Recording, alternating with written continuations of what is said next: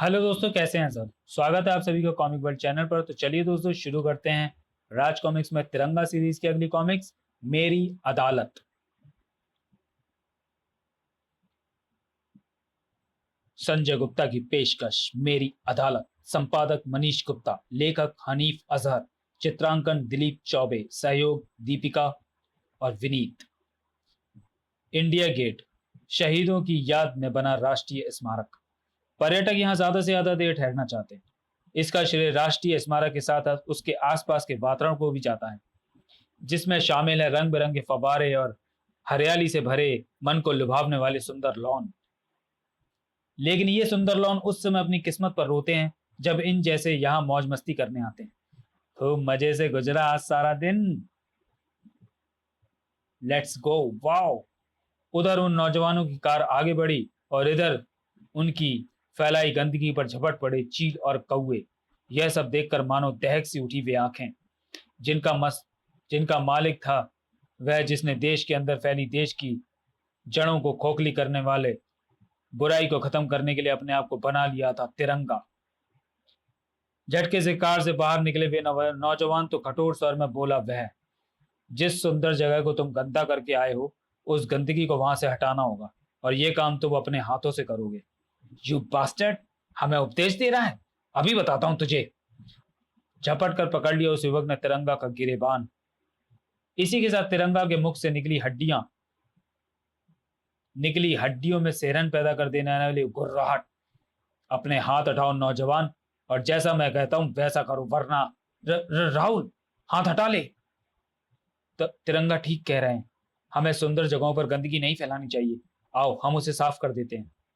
और तिरंगा भीगी बिल्ली बने अपना फैलाया कूड़ा साफ करने चल पड़े वे नौजवान। और तिरंगा निवेदन देशवासियों से करता है, ये इतना सा बंदा, ना करिए भूल कर भी दोस्तों सुंदर स्थानों को गंदा। तभी तिरंगा को चौंकाया उस एम्बुलेंस के सायरन और उसमें से आती आवाज ने, जल्दी और जल्दी, अगर मेरी माँ को कुछ हो गया तो आग लगा दूंगी मैं तुम्हारे अस्पताल में। गाड़ी और तेज चलाओ ड्राइवर। काफी खतरनाक विचार हैं उस लड़की के। सही भी है, जब किसी अपने की जान पर बनाती है तो भावना ऐसे ही जोर मारती है। उस युवती की भावनाओं का वह जोर सुबह तक उग्र रूप धारण कर चुका था। इस अस्पताल के डॉक्टर की लापरवाही ने मेरी माँ की जान ले ली है। मैं उन्हें जिंदा नहीं छोड़ूंगी। इसी अस्पताल में जलाकर मार दूंगी मैं उन हत्यारे डॉक्टरों को। यह मेरी दूर के रिश्ते की भतीजी है। इसकी माँ की मौत ने इसे पागल सा कर दिया है। मैं उसे रोकता हूँ। ये तो वही है जिसे मैंने कल शाम इंडिया गेट के सर्किल से गुजरी एम्बुलेंस में देखा था। हट जाओ, मैं इस पूरे अस्पताल में आग, आओ, छोड़िए उसे, मैं तुम्हारा मुंह नोच लूंगी। ठहरो शगुफ्ता बेटी, ये तुम्हारा दुश्मन नहीं मददगार है। प्लीज अभय, मेरी मदद करो ताकि हम इसे पहुंचा सकें वैन में। मेरे साथ बहुत बेइंसाफी हुई है अंकल। उन कसाईयों ने मेरी माँ को मार डाला। अब तो इंसाफ तभी होगा जब मैं अपनी आंखों से अपने हत्यारों को, अब हाथों से उन हत्यारे डॉक्टरों को मौत के घाट उतार दूंगी। इंसाफ करने का ये कोई तरीका नहीं है शगुफ्ता। अगर तुम्हें लगता है कि तुम्हारी माँ डॉक्टरों की लापरवाही से मरी है तो तुम्हें उपभोक्ता संरक्षण कानून के अंतर्गत अदालत से इंसाफ मांगने की हकदार हो। इस काम में हमारी सामाजिक संस्था जनशक्ति तुम्हारी हर संभव सहायता करेगी। मुझे किसी की सहायता की जरूरत नहीं है। उन डॉक्टर के गुनाहों का हिसाब जिस अदालत में होगा वह होगा मेरी अदालत। माँ की मौत के सदमे ने पागल सा बना दिया इसको, लेकिन धीरे धीरे ठीक हो जाएगी। अगले दिन के स्थानीय अखबारों के मुख्य पृष्ठ का मसाला थी वह खबर, अस्पताल ने इस मामले को उछालकर अच्छा किया, हो सकता है अब शगुफ्ता की मां की मौत के जिम्मेदार डॉक्टरों को सजा मिल सके। अस्पताल में 4 डॉक्टरों की लापरवाही से महिला की मृत्यु। डॉक्टर की लापरवाही का और नमूना। अस्पताल में 4 डॉक्टरों की लापरवाही से महिला की मृत्यु। डॉक्टरों की लापरवाही का एक और नमूना। अबे भैया, क्या हुआ शिखा, तू इस तरह? मम्मी के पेट में बड़ा तेज दर्द हो रहा है। ओह, आओ देखते हैं। क्या हुआ आंटी? पता नहीं बेटा, एकाएक पेट में काफी तेज दर्द होने लगा है। आप घबराइए मत आंटी, हम अभी आपको ले चलते हैं डॉक्टर के पास। कुछ सरकारी अस्पतालों ने तो अस्पतालों को अपने घर का ड्राइंग रूम बना रखा है। इधर बाहर मरीज परेशान है, उधर वो कॉफी पीने के बाद मरीज देखेगा। अच्छा हुआ ये वार्ड बॉय डॉक्टर को कॉफी देकर जल्दी बाहर निकल आया, वरना ये मेरे रास्ते की अड़चन बनता। वार्ड बॉय के बाहर निकलने के कुछ मिनटों बाद ही वह बुर्कापोश स्त्री उठकर अंदर चली गई और लगभग उल्टे पैरी वापस लौटी। बड़ी जल्दी डॉक्टर से मिलकर निकल गई है यह महिला, और इसकी चाल में असाधारण तेजी क्यों है? अबे उस बुर्कापोश महिला को देख रहा था। इधर दूसरा मरीज लपक कर अंदर पहुंचा। दूसरे ही पल, अरे वह मरीज चीखा क्यों? क्या हुआ? आई! अभय के साथ अंदर की तरफ भागे सभी। अंदर का दृश्य देखकर स्तब्ध रह गए, क्योंकि आई! ओ नहीं! उफ! अंदर डॉक्टर नहीं, उसकी लाश थी, जिसे देखने के बाद अभय ने बाहर की तरफ भाग खड़ा होने में एक पल भी नहीं गंवाया। मुझे उस बुर्कापोश महिला को पकड़ना है जो अभी अभी डॉक्टर की हत्या करके यहाँ से निकल गई है। मेरा ख्याल है वो ज्यादा दूर नहीं गई होगी, लेकिन यहाँ तो दूर दूर तक कोई बुरके वाली महिला नजर नहीं आ रही। लेकिन इसकी क्या गारंटी है कि उस बुरके के नीचे कोई महिला ही थी? कोई आदमी भी तो हो सकता है।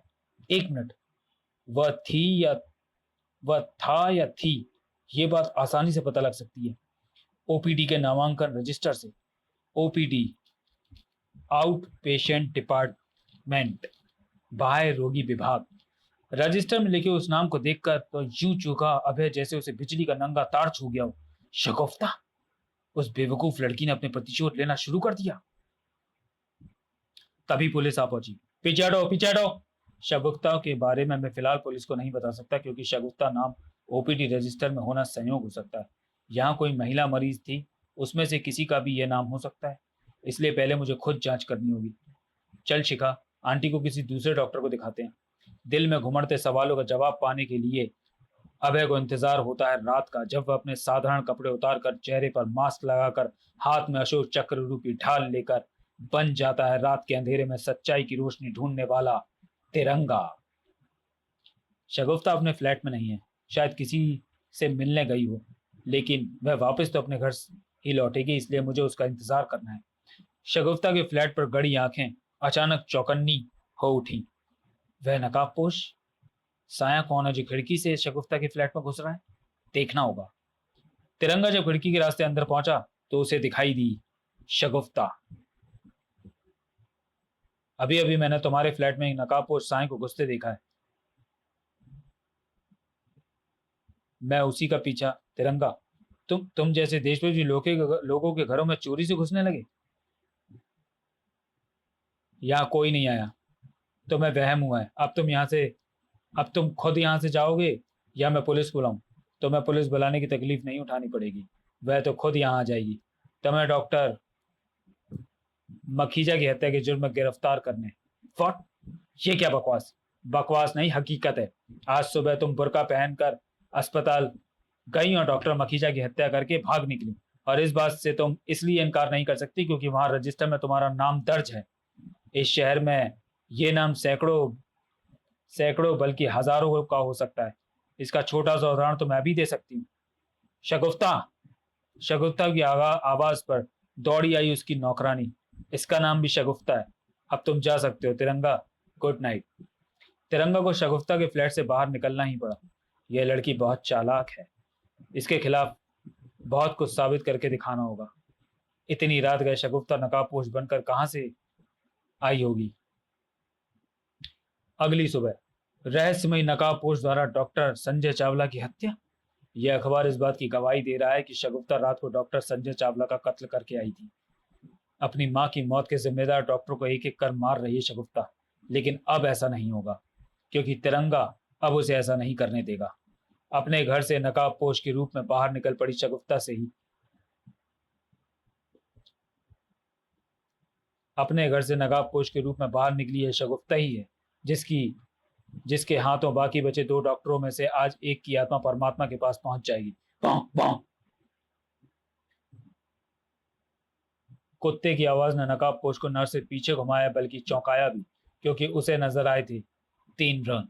क्या सचमुच मैंने अभी 3 रंग देखे हैं, जिनका अर्थ होता है तिरंगा?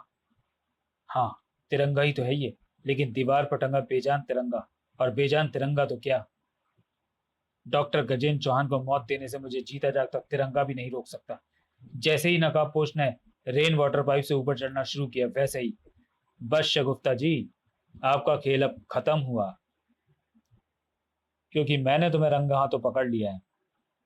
अब भी तुम अपने आप को बेगुनाह कहोगी?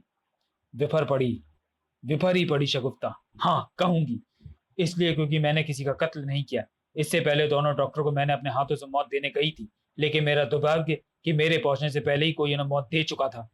अगर ऐसा है तो क्या तुम बता सकते हो कि वो दूसरा कौन था? मैं उसे नहीं जानती, लेकिन इतना जरूर जानती हूँ कि वो जरूर कोई फरिश्ता होगा।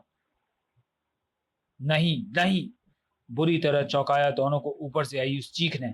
ऊपर कुछ गड़बड़ है, मुझे उसे देखना होगा, लेकिन पहले करना होगा इसका इंतजाम, ताकि ये भाग ना सके।